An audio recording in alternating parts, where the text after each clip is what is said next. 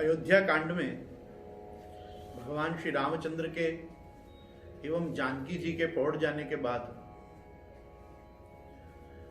श्री लक्ष्मण जी जिस समय आप श्री के शयन के समय पहरे पर स्थित हुए, उस समय उनके पास निषाद राज आते हैं और निषाद राज आकर भगवान श्री रामभद्र के और माता श्री जानकी जी की ऐसी स्थिति कि जिस पर वृक्ष के नीचे घास के बिछौनों पर आपको पौड़ना पड़े, चक्रवर्ती सम्राट महाराज दशरथ, और वो भी किस प्रकार के,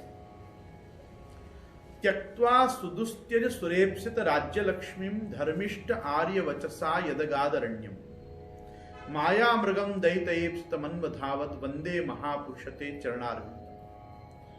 श्रीमद् भागवत एकादशम स्कंद में अयोध्या नगरी को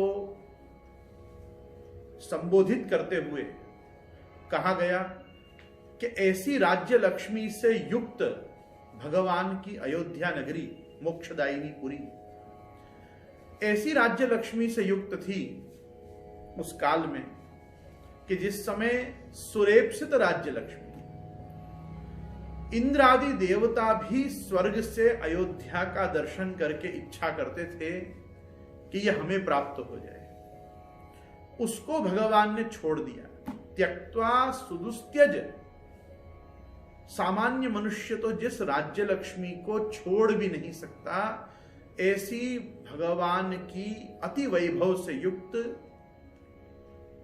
चक्रवर्तियों के द्वारा पालित ऐसी अपनी दिव्य नगरी को छोड़कर भगवान वन गमन में तत्पर हुए।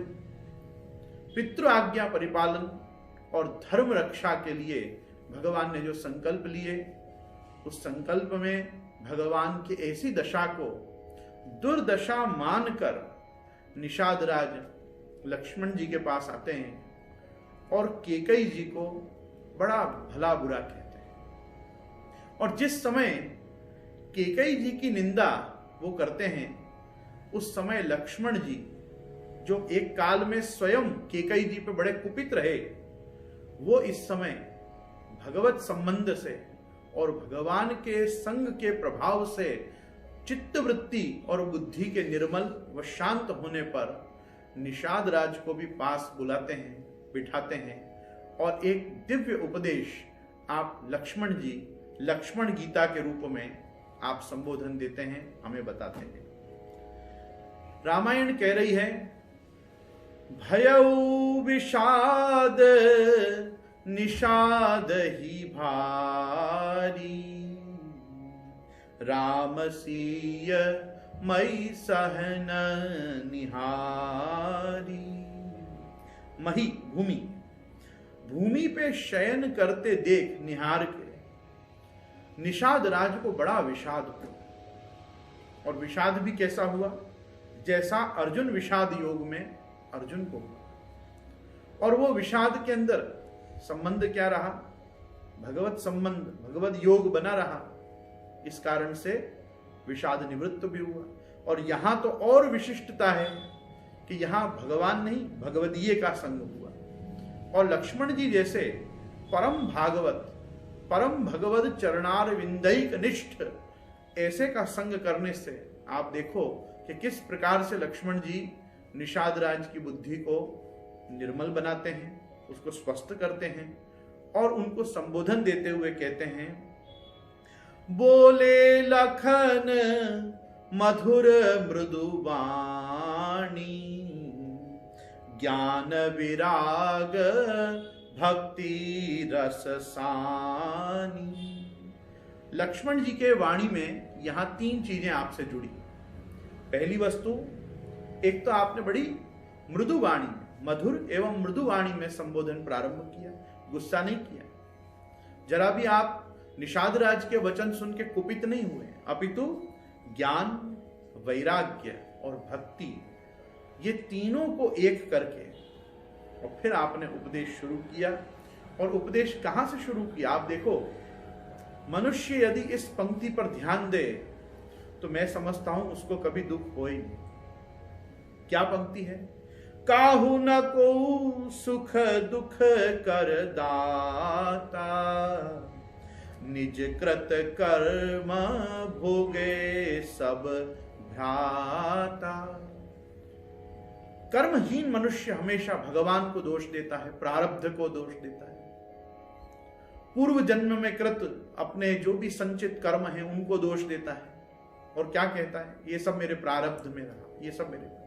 लक्ष्मण जी स्पष्ट कर रहे हैं, काहू न को सुख दुख कर दाता, भगवान किसी को सुख दुख नहीं देता, निज कृत कर्म भोगे सब भ्राता।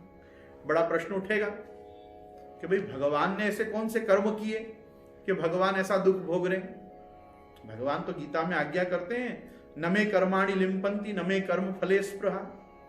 कर्म तो भगवान को बांधते नहीं, लेकिन कर्म के सिद्धांत से भगवान अपने अवतार काल में अपने आप को जरूर बांधते हैं। आप याद करिए, यही भगवान ने हरि रूप में, नारायण रूप में आपने नारद जी को छला, नारद जी को हरि स्वरूप मांगने पर वानर का मुख दे दिया, और वो पूरी पुराणांतरों में कथा आती है कि किस प्रकार नारद जी को विकलता आई, नारद जी को बंदर का मुख हो गया, और जब उनको भान हुआ कि अरे भगवान ने हरि मुख मांगने पर तो मुझे वानर का मुख दे दिया, तो उन्होंने अति क्रोध में आके भगवान को श्राप दिया, और श्राप के प्रभाव से ही ये रामावतार की संयोजना बनी, क्योंकि भगवान स्वयं अपने अवतार के कोई न कोई प्रयोजन का निर्माण आप स्वयं करते हैं, क्योंकि भगवान को कोई कर्म बांधते नहीं, इसलिए भगवान स्वयं ऐसी लीला करते हैं जिनसे भगवान के अवतार की भूमिका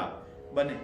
और इसी कारण से लक्ष्मण जी कह रहे हैं कि भाई नारद जी के श्राप के प्रभाव से आज भगवान ये दिन देख रहे हैं कि भगवान को और श्री लक्ष्मी जी सदृश श्री स्वामी जी जानकी जी को ये भूमि पे शयन करना पड़ रहा है। तो काहू न को सुख दुख कर दाता, निज कृत कर्म भोगे सब भ्राता। और देखो, अब ये ज्ञान विराग भक्ति रस है, तो क्रमशः आएगा, पहले ज्ञान रस आएगा, फिर उसमें वैराग्य आएगा, और जब वैराग्य आएगा तब भक्ति का बोध अपने को होगा। इसी कारण से वल्लभ संप्रदाय में भी कर्म ज्ञान समुच्चयी भक्ति को ही संबोधित किया है। स्वमार्गीय सिद्धांत ग्रंथों में भी भक्ति जो निर्गुणा है, हमारी जो 10वीं भक्ति प्रेम लक्षणा है, वो भी कर्म और ज्ञान से हीन नहीं, कर्म ज्ञान से युक्त है। आप सबको विदित ही है कि हमारे यहाँ जो भक्ति है उसके 2 पुत्र हैं, ज्ञान और वैराग्य। तो जब ज्ञान और वैराग्य से युक्त होगी तभी तो भक्ति वंध्या नहीं होके और माता के रूप में हमको प्राप्त होगी। तो भक्ति माता को प्राप्त करने के लिए ज्ञान और वैराग्य के साथ ही उनको ग्रहण करना चाहिए, ये बताते हुए भी ज्ञान विराग भक्ति रस सामी। ज्ञान और वैराग्य में रस नहीं है, भक्ति में रस है, लेकिन वो रस की उत्पत्ति कब होगी? जब ज्ञान भी आएगा, वैराग्य भी आएगा। सर्वप्रथम यहाँ लक्ष्मण जी लक्ष्मण गीता में अब निषाद राज को ज्ञानोपदेश करते हैं, और ज्ञान में क्या आज्ञा करते हैं? जोग वियोग भोग भल मंदा, हित अनहित मध्यम भ्रम फंदा, जन्म मरण जहां लगी जग जालू, संपत्ति विपत्ति करम अरु कालू। संयोग और वियोग, योग वियोग, किसी से मिलना किसी से बिछुड़ना, जोग वियोग भोग भल मंदा। अब देखो क्या होता है, कब मिलते हैं तो मित्र बन जाते हैं, जब किसी से बिछुड़ते हैं तो बिछुड़ने का कारण क्या होता है? शत्रु हो जाते हैं। कभी किसी से मिलते हैं कोई प्रभाव ही नहीं पड़ता, कभी किसी को लड़ते देखते हैं कोई प्रभाव नहीं पड़ता, उसको कहते हैं उदासीन हो जाना। तो यहां कह रहे हैं कि संयोग वियोग, भले बुरे, भोग, शत्रु, मित्र और उदासीन, ये सभी भ्रम के फंदे हैं। ये मेरा शत्रु है, ये मेरा मित्र है। भगवान ने तो भगवत गीता में स्पष्ट कहा है, समौ शत्रौ च मित्रे च तथा मानापमानयोः। मान, अपमान, शत्रुता, मित्रता, ये सबको जो छोड़ दे वो मुझे प्रिय है। भगवत प्रिय संपादन के लिए शत्रुता, मित्रता, उदासीनता, इससे मैं मिला, इससे मैं बिछुड़ गया, ये सब भ्रम के फंदों से मनुष्य को परे हो जाना चाहिए। ज्ञान का पहला लक्षण, ज्ञान उस चीज को कहते हैं कि जो भगवत तत्व का बोध कराए और धीरे धीरे वैराग्य को जन्म दे। और यहां कह रहे हैं जन्म मरण जहां लगी जग जालू, संपत्ति विपत्ति कर्म अरु कालू। जन्म मृत्यु, संपत्ति विपत्ति, कर्म और काल, जहां तक जगत है उसके जंजाल साथ में। हमारे वल्लभ संप्रदाय में एक बहुत सुंदर व्यवस्था दी गई है कि जहां पर भी आपको जगत की निंदा श्रवण में आए, जगत की निंदा जिन जिन भगवत शास्त्रों में जहां पे भी की गई है, वहां पे उस जगत को संसार के अर्थ में लिया जाता है।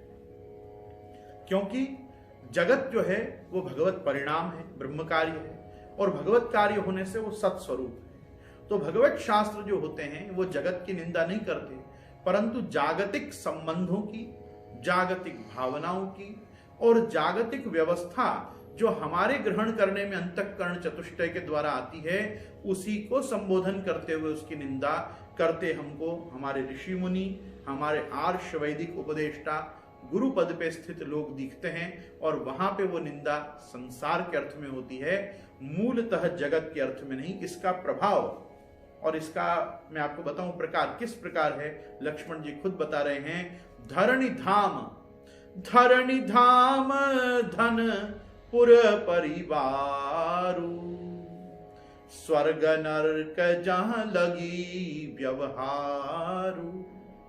देखिए सुनिए गुनिए मन माही, मोह मूल परमारथ नाही।